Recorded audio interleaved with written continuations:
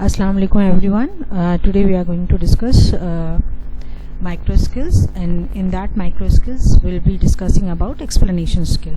अब ये explanation skill जो है, मैंने आप लोगों को जैसा कि पहले बताया हुआ था कि explanation skill वो स्किल होती है जहाँ पे हम after putting developing questions we are going to have clear cut explanation of that particular component. तो इसमें सबसे पहले components of explanation skill हम अगर देखें तो using explaining links covering essential points. इसमें क्या मतलब होता है? इसका मतलब ये होता है कि हम जो भी essential points हैं उस पैराग्राफ के, उसके लिए हम जो explaining links हैं, however, therefore, इस तरह के explaining links या therefore it's going to happen like this, इस तरह के explaining links हम इस्तेमाल करते हैं. तो that is one of the component of explanation skill. Using appropriate beginning and concluding statement.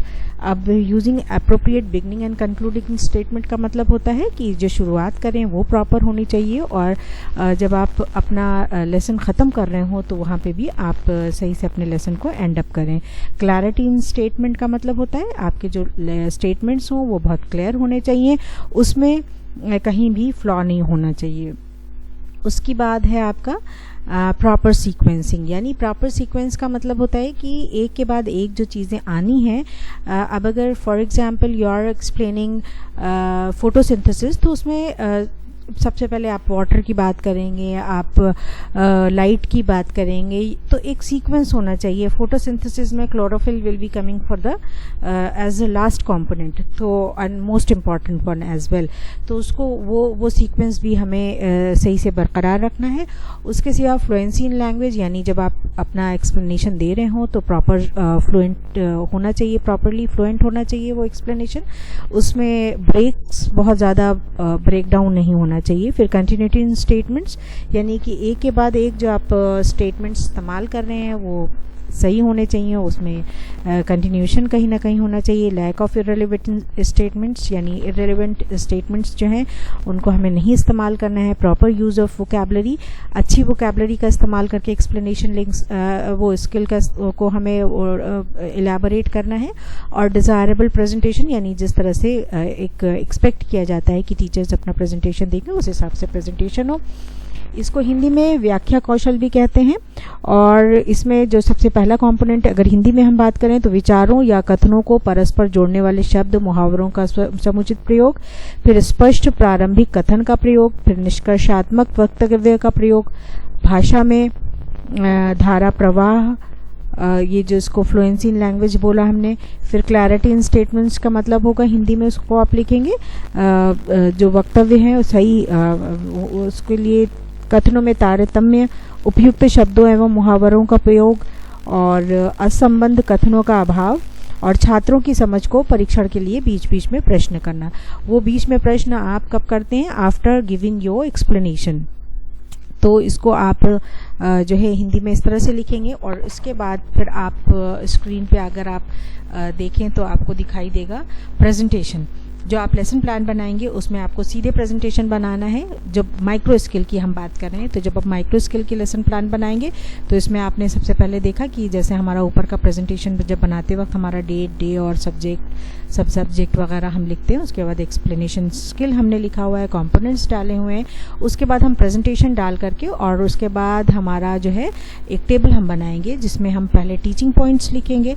और एक चीज़ यहाँ पे मैं बता दूँ, एक्सप्लेनेशन स्किल का इस्तेमाल लैंग्वेजेस में, चाहे वो हिंदी लैंग्वेज हो, चाहे वो इंग्लिश हो, चाहे उर्दू हो, हम सिर्फ ग्रामर या फिर कॉम्पोजिशन राइटिंग के लिए करते हैं. प्रोज और पोएट्री में हम एक्सप्लेनेशन स्किल का इस्तेमाल नहीं करते हैं क्योंकि वहाँ पे कोई भी इस तरह का एक्सप्लेनेशन नहीं इस्तेमाल किया जाता है. तो यहाँ पे अब अगर हम बात करें एक्सप्लेनेशन स्किल की तो हम ये टेबल बनाएंगे जिसमें हमारा टीचिंग पॉइंट्स हैं, पीपल टीचर एक्टिविटी है, स्टूडेंट्स रिस्पॉन्स है और ब्लैक बोर्ड वर्क है. इसमें डेवलपिंग क्वेश्चन सबसे पहले पूछे जाएंगे. तो पहले हमने यहाँ पे अगर आप देखें तो टॉपिक हमने लिया था काइंड्स ऑफ नाउन. उसके लिए हमने डेवलपिंग क्वेश्चंस क्या लिए हैं? What people teacher will put following questions after writing sentence on the black board और शोइंग अ चार्ट. तो ये या तो आप चार्ट भी शो कर सकते हैं, otherwise you can write down the sentence on the blackboard जैसे मैंने यहाँ पे लिख करके दिखाया है. In case you are using teaching aid तो आप यहाँ पे एक छोटा सा मिनिएचर लगा सकते हैं. What is Mumbai in this sentence? तो Mumbai is a city. What is the name of the city? Name of city is Mumbai. Which part of speech are they? और इसकी जगह हम ये भी क्वेश्चन पूछ सकते हैं कि what do we call them in English grammar? तो in English grammar they are been called noun. What kinds of noun are they? ये नो रिस्पॉन्स होगा, तो इसको अब हम क्लियर करेंगे किस तरह से. वेल स्टूडेंट्स, दो Mumbai and city both are nouns, still they connote two different kinds of noun. Noun indicating to name of particular person, place or thing is known as proper noun, whereas the one indicating to something common for all is common noun. Like in above sentence you can see Mumbai is a proper noun as it is indicating name of particular place, whereas city is a common noun because it is indicating all cities in general. तो इस तरह से मैंने यहाँ पे इस चीज़ को explanation कर दिया यहाँ पे. तो यहाँ पे एक एक्सप्लेनेशन यहाँ पे लिख दिया मैंने आपको, और आप यहाँ देखें कि ब्लैक बोर्ड पे मैंने प्रॉपर नाउन का डेफिनेशन और कॉमन नाउन की डेफिनेशन भी दी हुई है. तो इस तरह से आप अपना एक्सप्लेनेशन स्किल का लेसन प्लान बनाएंगे. साइंस वाले स्टूडेंट्स, सोशल साइंस वाले स्टूडेंट्स हर जगह यही 3 स्टेप इस्तेमाल करते हैं. आपका डेवलपिंग क्वेश्चन होता है, एक्सप्लेनेशन होता है, and then you go for comprehension question. लेकिन क्योंकि अभी हम सिर्फ एक्सप्लेनेशन स्किल की बात कर रहे हैं, तो प्रेजेंटेशन में हम सिर्फ ये 2 ही टीचिंग पॉइंट्स बनाएंगे. एक आपका डेवलपिंग क्वेश्चन होगा, वो इस तरह से होगा, and then you will be giving proper explanation like this.